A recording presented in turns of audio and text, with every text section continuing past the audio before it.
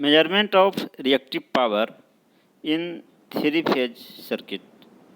इस लेक्चर में हम लोग डिस्कस करेंगे कि थ्री फेज सर्किट में रिएक्टिव पावर का मेजरमेंट कैसे करते हैं। पहले हम लोग डिस्कस करेंगे कि सिंगल वाट मीटर का यूज करके थ्री फेज सर्किट के रिएक्टिव पावर को कैसे मेजर किया जा सकता है। इसके बाद हम लोग डिस्कस करेंगे कि 2 वाट मीटर का यूज करके थ्री फेज सर्किट के रिएक्टिव पावर को कैसे मेजर किया जाता है। तो पहले डिस्कस करते हैं यूजिंग सिंगल वाट मीटर, यानी एक वाट मीटर का यूज करके थ्री फेज सर्किट के रिएक्टिव पावर को कैसे मेजर करेंगे। Circuit arrangement for measurement of reactive power in a circuit with three phase balanced load using 1 watt meter is shown in figure. यानी कि three phase balanced load में reactive power को single watt meter का use करके measure करने के लिए जो सर्किट का अरेंजमेंट है उसको इस फिगर में दिखाया गया है। आर, बाई और बी ये थ्री फेज लाइन है और ये आपका स्टार कनेक्टेड लोड है। आर फेज में जो करंट फ्लो हो रहा है वो आई आर है, बी फेज में जो करंट फ्लो हो रहा है वो आई बी है और बाई फेज में जो करंट फ्लो हो रहा है वो आई बाई है। एक वाट मीटर का यूज करके थ्री फेज सर्किट के रिएक्टिव पावर को हमें मेजर करना है। तो जो वाट मीटर है उसके करंट कॉइल को किसी भी एक फेज में कनेक्ट किया जाता है। तो यहाँ पे जो वाट मीटर है डब्लू वाट मीटर है, तो इस वाट मीटर का जो करंट कॉइल है उसको आर फेज के साथ सीरीज में कनेक्ट किया गया है। प्रेशर कॉइल का जो 2 टर्मिनल है इसके दोनों टर्मिनल्स को रिमेनिंग 2 फेजेज के बीच कनेक्ट किया जाता है। तो बी फेज और बाई फेज के बीच में प्रेशर कॉइल के दोनों टर्मिनल्स को कनेक्ट करेंगे और जो करंट कॉइल है उसको आर फेज में कनेक्ट करेंगे। तो इस प्रकार से जो वाटमीटर की जो रीडिंग होगी उसको उसकी मदद से वाटमीटर की रीडिंग की मदद से हम लोग थ्री फेज सर्किट के रिएक्टिव पावर को मेजर कर सकते हैं। और अभी हम लोग डिस्कस करेंगे, देखेंगे कि थ्री फेज सर्किट का जो रिएक्टिव पावर है वो आपको होता है √3 VL IL sin phi. √3 VL IL sin phi ये आपका थ्री फेज सर्किट का रिएक्टिव पावर है। रिएक्टिव पावर को Q से डिनोट किया जाता है, जहाँ VL है आपका लाइन वोल्टेज यानी 2 फेज के बीच का वोल्टेज यानी लाइन वोल्टेज, और IL जो है वो लाइन करंट है। फाई जो है ये आपका दोनों वोल्टेज और करंट के बीच का एंगल है। तो उसके बाद ये तो आपका थ्योरेटिकली रिएक्टिव पावर का एक्सप्रेशन है। और हम लोग देखेंगे कि वाटमीटर की जो रीडिंग है वो कितना है। तो अभी हम लोग डिस्कस करेंगे कि वाटमीटर की जो रीडिंग होगी वो आपका होगा VL IL sin फाई। ये आपका वाटमीटर की रीडिंग आएगी और यानी कि जो वाटमीटर की रीडिंग है इस रीडिंग को अगर √3 से मल्टीप्लाई कर दिया जाए तो ये जो रिएक्टिव पावर है ये आपका थ्री फेज सर्किट का रिएक्टिव पावर ये रिप्रेजेंट करेगा। यानी जो वाटमीटर की रीडिंग होगी उसको √3 से मल्टीप्लाई करने पे हमें थ्री फेज सर्किट का रिएक्टिव पावर पता चलेगा। The current coil of the wattmeter can be connected in any one phase, यानी किसी भी एक फेज में करंट कॉइल को कनेक्ट करते हैं। And the pressure coil in the remaining 2 phases, बाकी रिमेनिंग 2 फेजेज में प्रेशर कॉइल को कनेक्ट किया जाता है। Phasor diagram for above circuit is shown below, यानी जो फेजर डायग्राम है सर्किट के लिए वो आपको इस फिगर में दिखाया गया है। फेजर डायग्राम में आपका जो फेज सीक्वेंस है वो आपको R Y B phase sequence है, यानी आर फेज के रिस्पेक्ट में जो बाई फेज है वो 120 डिग्री से लैग करेगा और बाई फेज के रिस्पेक्ट में बी फेज 120 डिग्री से लैग करेगा। तो जो फेज वोल्टेज है वो आपका आर फेज का ये वोल्टेज है, तो इसको हमने एक रेफरेंस वोल्टेज मान लिया। तो इस आर फेज की तुलना में जो बाई फेज का जो वोल्टेज होगा वो 120 डिग्री से लैग करेगा और इस बाई फेज की तुलना में ये आपका आर फेज है और ये आपका बाई फेज है, और इस बाई फेज की तुलना में जो बी फेज का वोल्टेज होगा वो आपका 120 डिग्री से लैग करेगा। तो इस फेजर डायग्राम में तीनों फेज के वोल्टेज को दिखाया गया है 120 डिग्री पे। और अगर लोड मान लिया जाए कि इंडक्टिव लोड है, तो इंडक्टिव लोड के केस में जो प्रत्येक फेज का वोल्टेज है और प्रत्येक फेज का जो करंट है, इनके बीच फेज एंगल मान लेते हैं कि फाई है। और लैगिंग लोड के केस में जो करंट है वो फाई एंगल से लैग करता है, यानी पीछे पीछे चलता है।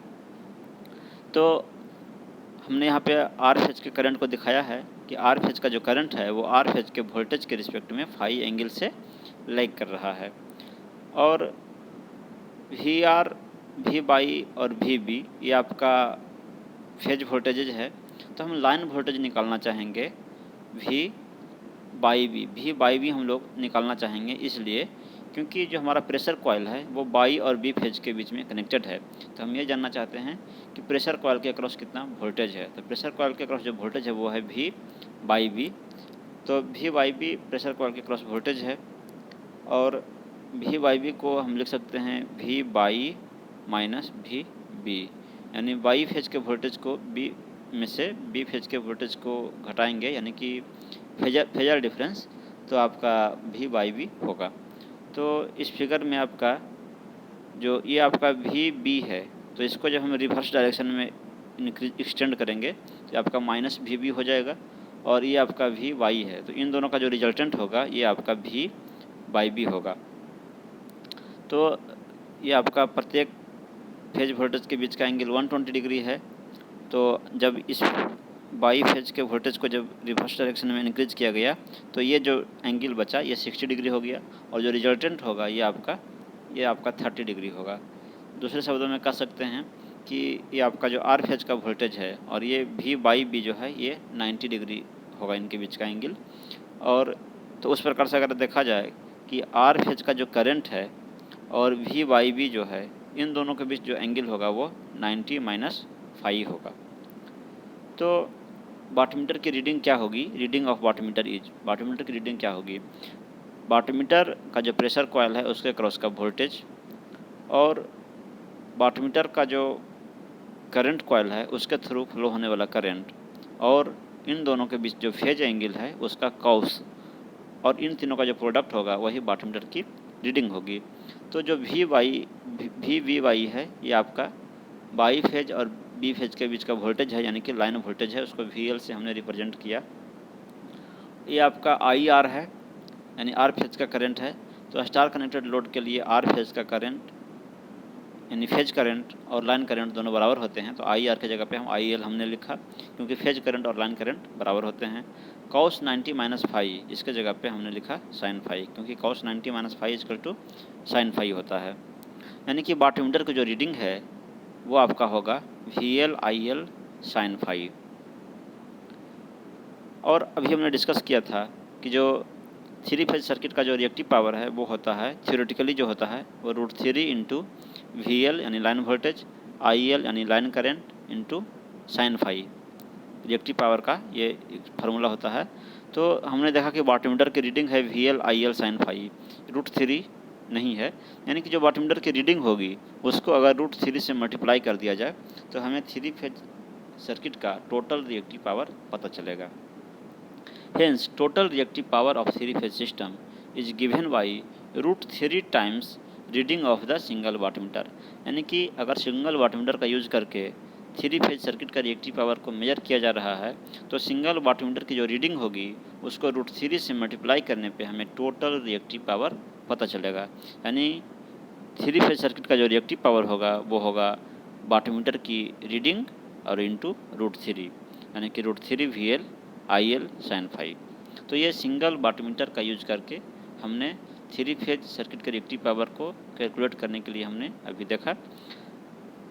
यानी कि सिंगल वाटमीटर का यूज करके अगर 3 फेज सर्किट के रिएक्टिव पावर को मेजर करना है तो कनेक्शन इस प्रकार से करना होता है। अब हम लोग डिस्कस करेंगे कि 2 वाटमीटर का यूज करके और 3 फेज सर्किट के रिएक्टिव पावर को कैसे मेजर किया जाता है। तो जो कनेक्शन है 2 वाटमीटर का वो जैसा कि हमने पहले के लेक्चर में डिस्कस किया है 2 वाटमीटर वाले में कि वही कनेक्शन है इसमें भी, ठीक है।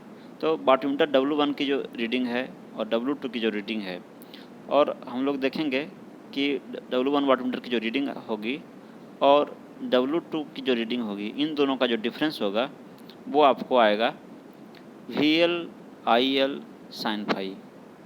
VL IL साइन फाई, ये आपका दोनों वाटमीटर की रीडिंग का डिफरेंस आएगा। और हमने डिस्कस भी किया था कि यही आता भी है डिफरेंस। ये हमने पिछले लेक्चर में 2 वाटमीटर वाला जो लेक्चर था उसमें हमने ये डिस्कस किया था कि W1 माइनस W2 दोनों की रीडिंग का अंतर VL IL साइन फाई आता है। यानी कि जो दोनों वाटमीटर की रीडिंग का जो डिफरेंस होगा उसको अगर हम √3 से मल्टीप्लाई कर दें तो हमें 3 फेज सर्किट का रिएक्टिव पावर पता चल जाता है। तो ये सर्किट का अरेंजमेंट है और ये आपका फेजर डायग्राम है जिसके बारे में कि हम पहले भी डिस्कस कर चुके हैं।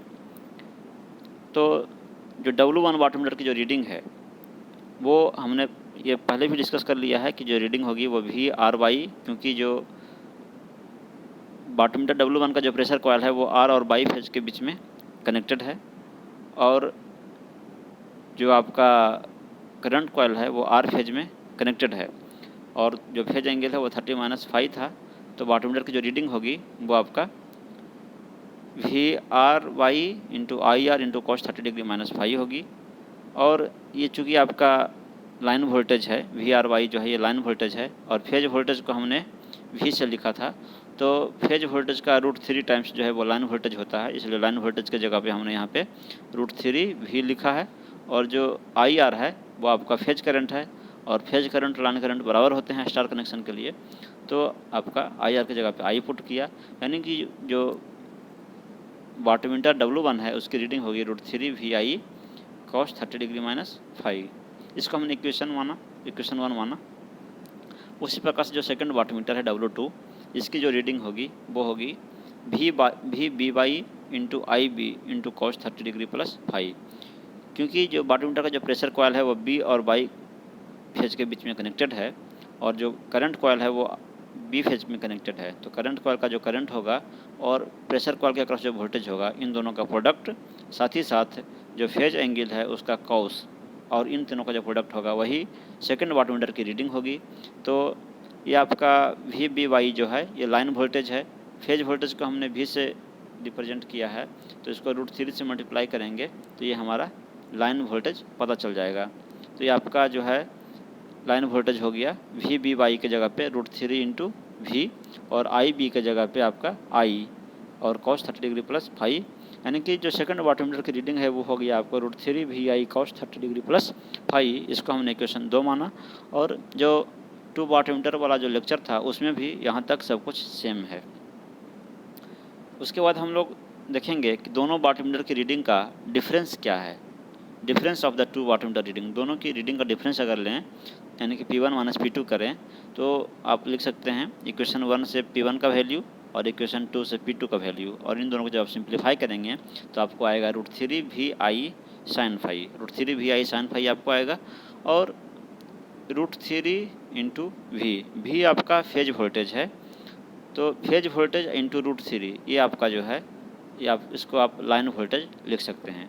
स्टार कनेक्शन के लिए √3 into phase voltage equal to line voltage होता है, तो हमने √3 इंटू V के जगह पे लाइन वोल्टेज लिखा, और जो I है ये आपका फेज करंट था, तो स्टार कनेक्शन के लिए जो फेज करंट है वही लाइन करंट भी होता है, तो इसके जगह पे हमने IL लिखा यानी लाइन करंट।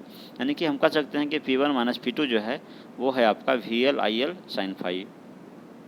और हम ये भी जानते हैं कि 3 फेज सर्किट का जो रिएक्टिव पावर है थ्योरेटिकली होता है √3 VL IL साइन फाई। यानी कि जो वाटमीटर की रीडिंग का डिफरेंस है उसको अगर √3 से मल्टीप्लाई कर दिया जाए तो हमें 3 फेज सर्किट का रिएक्टिव पावर पता चल जाएगा। The 3 phase reactive power is given by √3 times difference of the both wattmeter reading. यानी कि 2 वाटमीटर का यूज कर रहे हैं अगर रिएक्टिव पावर को मेजर करने के लिए, तो दोनों वाटमीटर की रीडिंग का जो डिफरेंस होगा उसको √3 से मल्टीप्लाई करने पे हमें 3 फेज सर्किट का रिएक्टिव पावर पता चलेगा। यानी 3 फेज सर्किट का जो रिएक्टिव पावर है जो कि √3 VL IL साइन फाई होता है, और VL IL साइन फाई जो है वो P1 माइनस P2 है, यानी दोनों वाटमीटर की रीडिंग का डिफरेंस है, तो हम कह सकते हैं कि जो 3 फेज रिएक्टिव पावर है वो होगा √3 इंटू P1 माइनस P2। यानी दोनों वाटमीटर की जो रीडिंग होगी उसको √3 से मल्टीप्लाई करेंगे तो हमें 3 फेज सर्किट का रिएक्टिव पावर पता चलेगा। तो इस लेक्चर में हमने डिस्कस किया कि सिंगल वाटमीटर का यूज करके और टू वाटमीटर का यूज करके 3 फेज सर्किट में रिएक्टिव पावर को कैसे कैलकुलेट किया जाता है। तो इसके आगे हम लोग जो है इसका अगला जो टॉपिक होगा वो हम लोग अगले लेक्चर में डिस्कस करेंगे। Thank you.